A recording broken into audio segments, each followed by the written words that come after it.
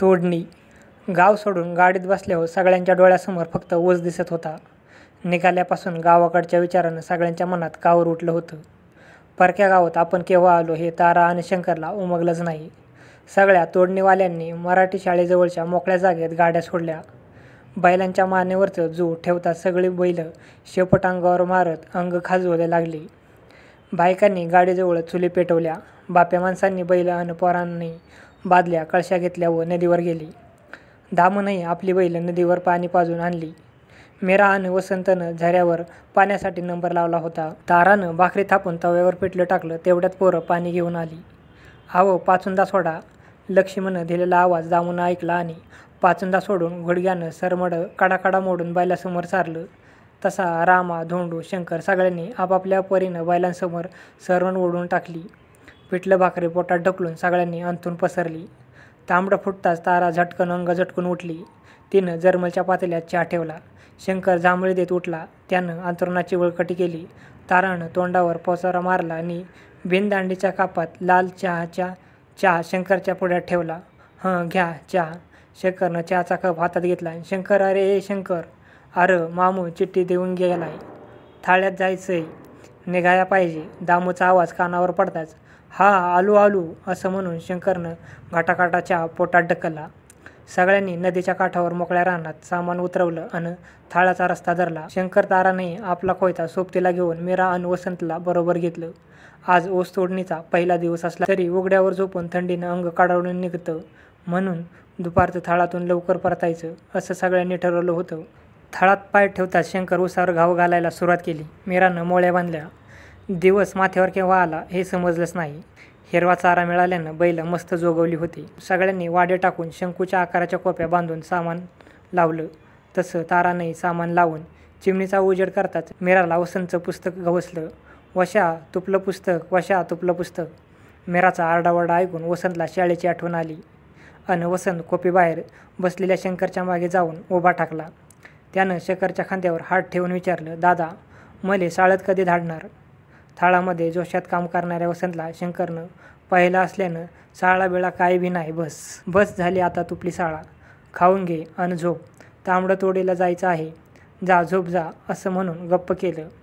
शंकरच्या मागे उभा राहून खांद्यावर हात ठेवून विचारताच उसाच्या पाचाटानं साळलेल्या अंगावरच्या खुणा पाहून वसंत हपून गेला होता.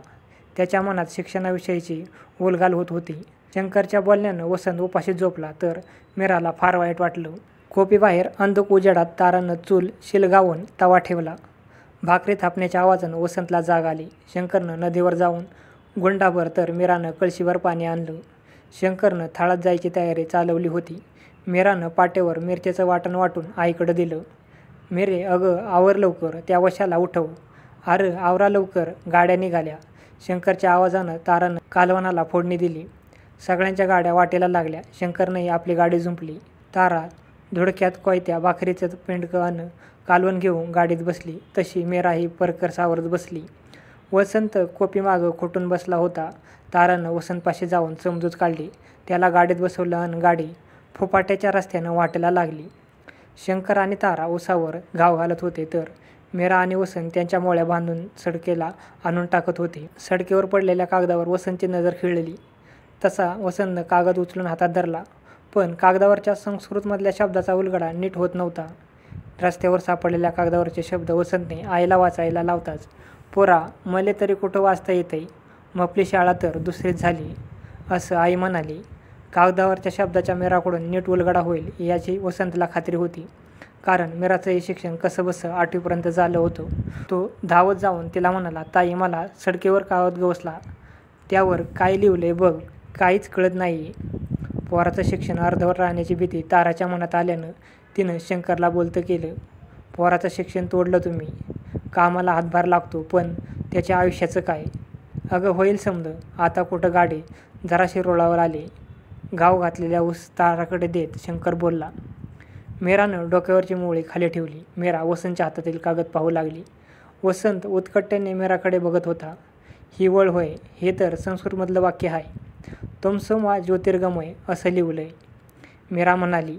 "म्हणजे काय गं ताई?" वसंतनं विचारलं. "तमसोमा ज्योतिर्गमय म्हणजे अंधाराकडून उजेडाकडे." मीरानं सांगून टाकलं. "म्हणजे गं ताई, पुन्हा वसंतनं विचारलं, आता तुला कसं सांगू? हे बघ वशा, तुला संस्कृतमधलं वाक्य वाचता आलं नाही म्हणजे अंधार, अन पुढल्या वर्गात जाऊ शकलास तर? मीराचं बोलणं पुरं व्हायच्या आतच, तर काय होईल? वसंतनं विचारलं. तर वाचता येईल म्हणजे उजेड, म्हणजे अंधारातून प्रकाशाकडं, असं म्हणत मीरा माघारी फिरली. तितक्यात वसंतनं मीराचा हात धरून थांबवत म्हटलं, अगं पण दादानंच शिक्षण तोडलं तेव्हा वाचायला तरी कसं येणार? ताई, काही झालं तरी शिकणारच. त्याचं ते बोलणं ऐकून तडातडा तुटणाऱ्या अवसागत वसंतचं शिक्षण तुटत असल्याची जाणीव शंकरला झाली. बाजार असल्यानं आज तोडणी बंद होती. आजूबाजूच्या कोप्यावरची सारी पोरं शाळेत गेल्यानं वसंत एकटाच कोपीबाहेर बसून काय करावं या विचारात होता. शेजारच्या कोपीतून दामूची बायको लक्ष्मी कालवणाच्या फोडणीचं वाटण वाटायला बाहेर आली. पाठीवर मीठ-मिरची वाटता वाटता लक्ष्मीनं वसंतकडं पाहिलं. वशा, तू आज शाळेत नाही गेलास होय रं? वसंतनं हातातला खडा खाली फेकत कसा जाणार म्हणत मानेला झटका देत तो कोपीत शिरला. अहो ओ वसंतची माय, असं म्हणत लक्ष्मीनं ताराला साथ घातली.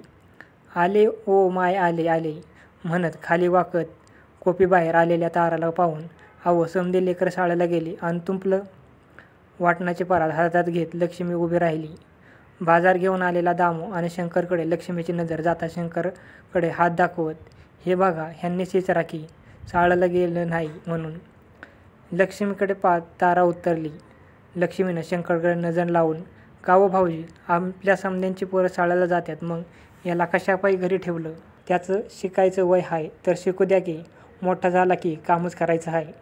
होय होय, म्या बी तेच म्हणते. हिचं बी शिक्षण अर्धच राहिलं. मीराच्या डोक्यावरून हात फिरवत तारानं लक्ष्मीच्या बोलण्याला साथ दिली. तारानं स्वतःच्या शिक्षणाची आवाज झाल्याची म्हणत मीराच्या शिक्षणाची स्तुती केली आणि शंकरला म्हणाली, अहो ही लक्ष्मी काय म्हणते ते तर बघा, वशाला शाळेला घाला म्हणते. थोडंसं पैक कमी मिळेल, पण तो आपल्यासारखा अडाणी तर नाही ना राहणार. जाऊ द्या त्यासनी शाळेला. शंकर म्हणाला, लक्ष्मी वहिनी समद खरंय, पण हातातली बाजरीची थैली ताराकडं देत शंकरनं मान फिरवली. आता पण बिन काय बी सांगू नगस. उद्यापासनं त्याला शाळेत धाड. सगळं बोलणं ऐकल्यानं दामू तोंड उघडलं. कोपीबाहेर चाललेलं सगळं बोलणं आपल्याविषयी असल्याचं वसंतला उभारी आली आणि तो कोपीबाहेर येऊन उभा राहिला. आता समधीच म्हणतात तर जाऊ द्या, नाही म्हणू नका, पुढचा विचार करा, तारा म्हणाली वसंतकडे पाहत. ए पोरा ये म्हणून त्याला जवळ घेत तारानं वसंतला कुरवाळलं. आता तुम्ही समधीच म्हणतात तर मी तरी कशाला आडवा येऊ? वसंता, ये इकडे पोरा. आता तू उद्यापासून शाळेला जायचं बरं का? हे बघ, पुढल्या बाजारी आपण तुझ्यासाठी पेन आणू. वसंतला जवळ घेऊन पाठीवर हात फिरवत शंकर म्हणाला. मीराच्या या आनंदाला पारावर उरला नाही. तिचे डोळे पाण्यागत भरले. वसंतने लगेच मित्रांना गाठलं. आता म्या शाळेला येणार असं म्हणत सगळ्यांना सांगत सुटला.